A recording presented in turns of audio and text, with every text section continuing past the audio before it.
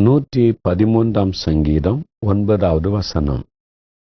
மலடியை சந்தோஷமான பிள்ளை தாட்சியாக்கி வீட்டிலே குடியிருக்க பண்ணுகிறார். அல்லேலூயா. தேவன் எப்படிப்பட்டவராம்? மலடியை சந்தோஷமான பிள்ளை தாட்சியாக்கி மகிழ பண்ணுகிற தேவன். உலகம் சொல்லுகிறது இது மாதிரி குழந்தை இல்லைன்னா கடினமான வார்த்தைகளை சொல்லுகிறாரு.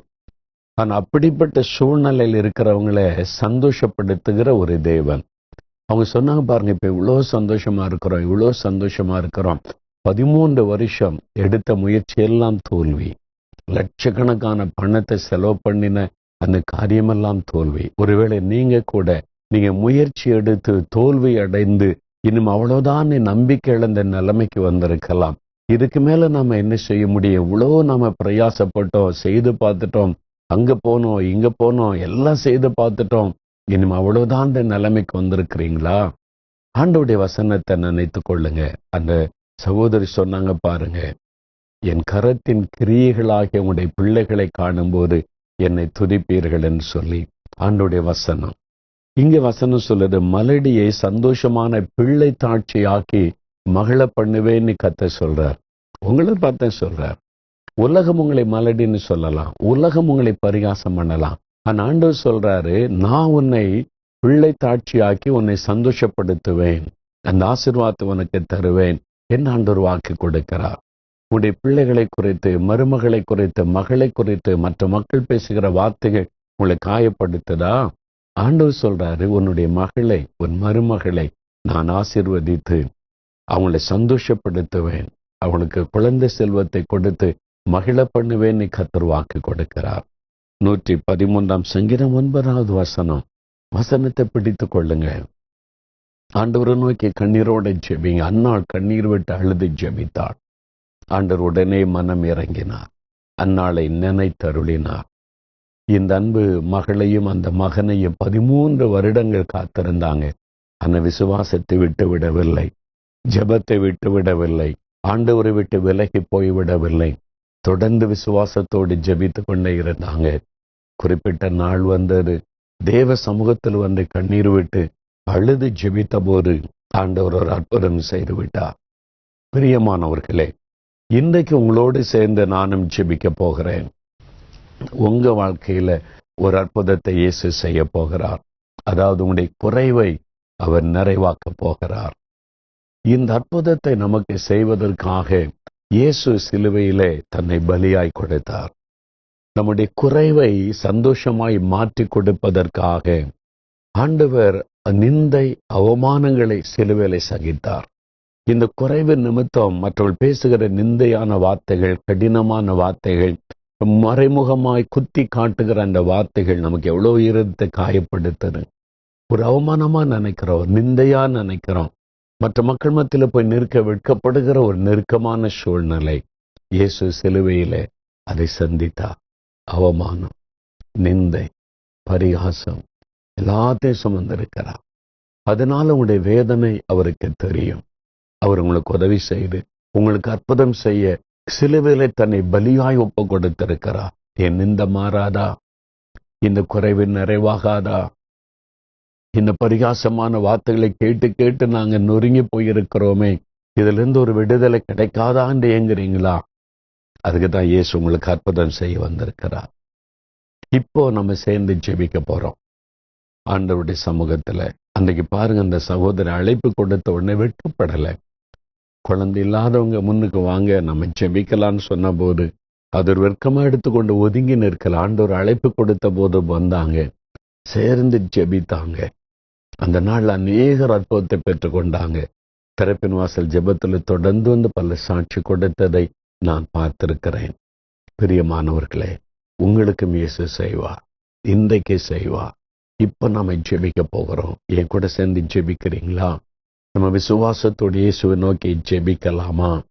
அதனால இதுல யார்கிட்ட குறை அதெல்லாம் பேசாதங்க. கணவன் மனைவி 2 பேரையும் ஆண்டவர் ஆசீர்வதிக்கிறவர். அது இவங்ககிட்ட தான் குறையா, அவங்ககிட்ட தான் குறைவா, தாய்மார் கூட என் மருமகிட்ட குறையா, இதெல்லாம் பேசாதுங்க. ஆண்டவருடைய சமூகத்துல உங்க சொந்த மகளை போல மருமகளை நேசித்து ஜெபிங்க. உங்க சொந்த மகனை போல மருமகனை நேசித்து ஜெபம் பண்ணுங்க. அதனால அதுல வேறுபாடு காட்டாதங்க. யாரு மேல குறைன்றதெல்லாம் கண்டுபிடிக்காதங்க.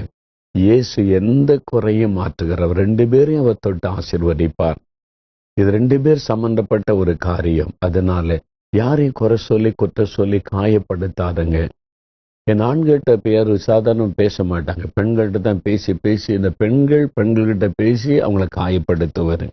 அந்த மாதிரி நீங்க செஞ்சிருந்தா மனம் திரும்புங்க. உங்களுடைய மருமகளை நீங்க காயப்படுத்தி இருந்தா நீங்க மனம் திரும்பி ஒப்பு கொடுங்க. ஆண்டவரே என்னை மன்னிச்சிருங்க, இந்த வார்த்தையில நான் பேசிட்டேன், இது மாதிரி மருமகளை துக்கப்படுத்திட்டேன்னு. அது ஒரு பாவம். நீங்க மனம் திரும்பாத பட்சத்துல நியாய தீர்ப்பு நாளில் ஆண்டவர் கணக்கு கேட்பார். தயவு செய்து அந்த பாவத்தை செய்யாருங்க. அவங்கள ஏற்கனவே துக்கத்தோடு இருக்கிறாங்க. மேலும் மேலும் காயப்படுத்தி உங்களை வேதனைப்படுத்தாதங்க. நீங்க அவங்களுக்காக ஜெபிங்க. ஆண்டவர் அற்புதம் செய்வார். இப்ப ஜெபிக்கலாமா? உங்களோட சேர்ந்து நான் ஜெபிக்க போறேன்.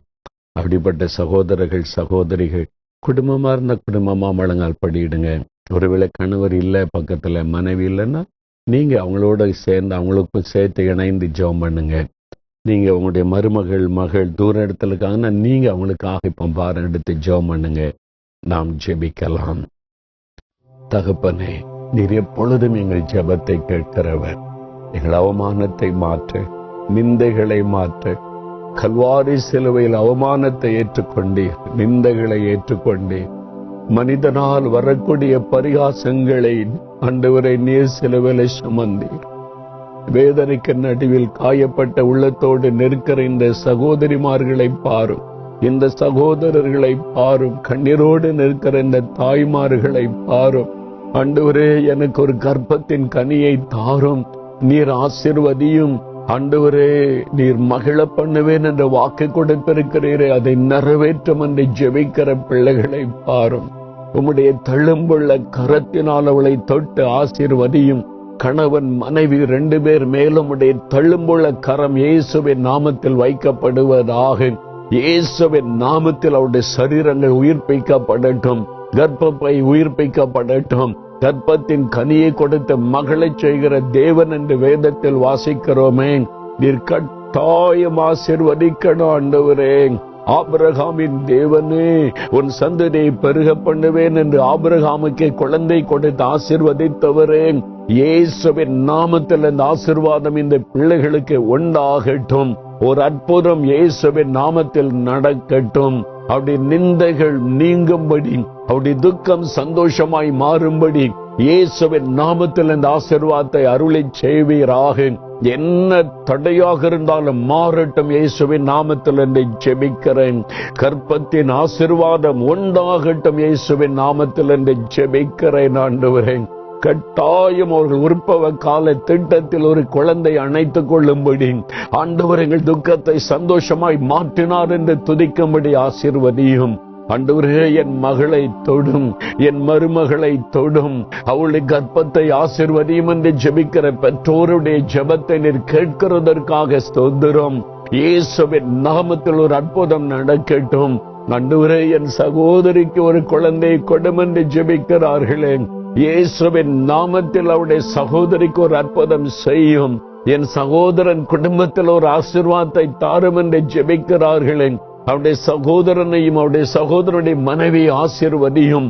இயேசுவின் நாமத்தில் இந்த ஆசீர்வாதம் வரட்டும். ஆண்டவரே, என் சிநேகிதிக்கு இந்த நிந்தை மாற்றும்படி ஒரு ஆசீர்வாதத்தை தாரும் என்று ஜெபிக்கிறார்களே, இவர்கள் நிமித்தம் அவருடைய சிநேகிதிக்கு இந்த அற்புதத்தை செய்யும்.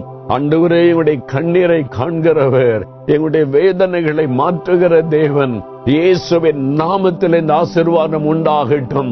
இயேசுவின் நாமத்தில் இந்த நிந்தைகள் மாறட்டும். இயேசுவின் நாமத்தில் ஒரு குழந்தை செல்வத்தை கண்டவர்கள் மகிழட்டும். நீர் அப்படி தொடுகிறதற்காக, ஆசீர்வதிக்கிறதற்காக ஸ்தோத்திரம், ஸ்தோத்திரம், ஸ்தோத்திரம். இந்த ஜெபம் கேட்கப்பட்டதற்காக நன்றி அப்பா. தகப்பனே, இந்த கர்ப்பத்தில் குழந்தை உண்டாக வாய்ப்பே இல்லை என்று மருத்துவர்கள் சொன்னதனால நம்பிக்கை இழந்து நிற்கிற இந்த பிள்ளைகளை பாரும். மனிதனால் கூடாதவைகள் தேவனால் கூடும் என்ற வசனத்தை நினைத்து ஜெபிக்கிறேன். இயேசுவின் நாமத்தில் ஒரு அற்புதம் நடக்கட்டும். இயற்கைக்கு மேற்பட்ட அதிசயத்தை செய்கிற தேவன், இயேசுவின் நாமத்தில் ஒரு அற்புதம் நடக்கட்டும். அந்த கர்ப்பப்பையில் குழந்தை உருவாகும்படிக்கு ஆசீர்வதியும். இயேசுவின் நாமத்தில் அற்புதம் நடக்கட்டும். நீ தொட்டதற்காய் ஸ்தோத்திரம், அற்புதம் செய்ததற்காய் ஸ்தோத்திரம். தகப்பனே, வியாதிப்பட்டு பலவீனப்பட்டு எனக்கு ஒரு சுகம் வேண்டும் என்று ஜெபிக்கிற பிள்ளைகளை தொடும். அவருடைய சரீரத்திலே பூரண சுகம் இயேசுவின் நாமத்தில் உண்டாகட்டும். நோய்கள் மாறட்டும், வலிகள் விலகட்டும், அற்புத சுகம் உண்டாகட்டும். கர்ப்பப்பையிலே கட்டிகளோடு இருக்கிற பிள்ளைகளை பார். இயேசுவின் நாமத்தில் அந்த கட்டிகள் மறையட்டும் என்று நான் ஜெபிக்கிறேன். இயேசுவின் நாமத்தில் அந்த கட்டிகள் மறையட்டும். கர்ப்பப்பையிலே பூரண சுகம் உண்டாகட்டும். தகப்பனை தேவைகளை சந்தி, கடன் பிரச்சனைகளை மாற்று. அவளை வேதனைப்படுத்துகிற, அவமானப்படுத்துகிற எல்லா போராட்டங்கள் நீங்க அற்புதத்தை செய்யும். வேலைக்காக வழி தரது, வருமானத்துக்கு வழி உண்டாக்கி ஆசீர்வதித்த மகிழப்படும். நீர் அற்புதம் செய்ததற்காய் நன்றி, ஆசீர்வதித்ததற்காய் ஸ்தோத்திரம். உமக்கே மகிமை செலுத்துகிறோம். இயேசுவின் நாமத்தில் ஜெபிக்கிறோம் பிதா. ஆமென், ஆமென். பிரியமானவர்களே, ஆண்டவர் ஜெபத்தை கேட்டார், உடைய கண்ணீரை கண்டார். நீங்களும் அந்த குடும்பத்தை போல சந்தோஷமாய் ஒரு குழந்தையோட சாட்சி சொல்லி இயேசுவை மகிமைப்படுத்துவீங்க. விசுவாசத்தோட அற்புதத்தை எதிர்பாருங்க, துதித்து கொண்டே இருங்க. ஆண்டவருடைய ஆசீர்வாதம் உங்களை சந்திக்கும். ஆமென்.